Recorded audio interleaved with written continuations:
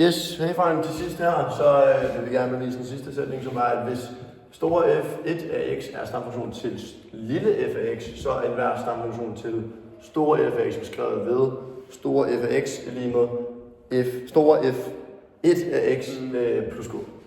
Så til at starte med vil vi gerne skrive to ting op. Det at starte med er, at f1 mærke af x er det samme som at sige lille f af x, og helt banale, at store f af x er altså f af x, da de så nok er stamfunktioner til hinanden. Så det vil sige, at de her to ting kommer også til at stå lige hinanden, fordi ja. Så værsgo. Yes. Så i forlængelse deraf kan vi altså sige, at store f1 mærke af x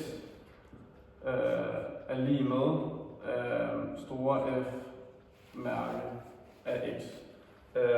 Det vil altså sige, at trækker vi de to fra hinanden, store f mærke af x minus store f1 mærke af x, vil det altså give 0.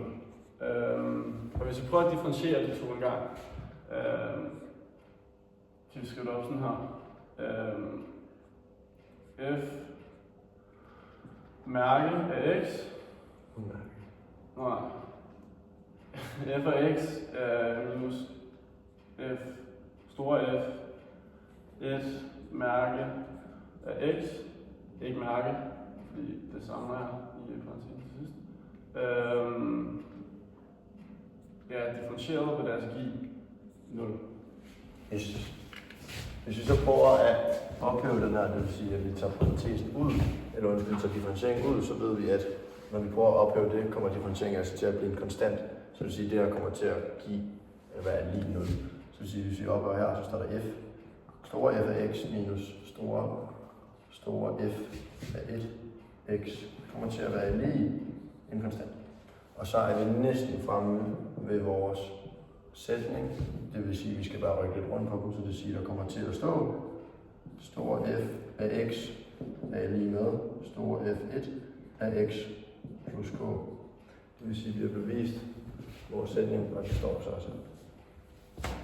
Yes. Bum, firkanten.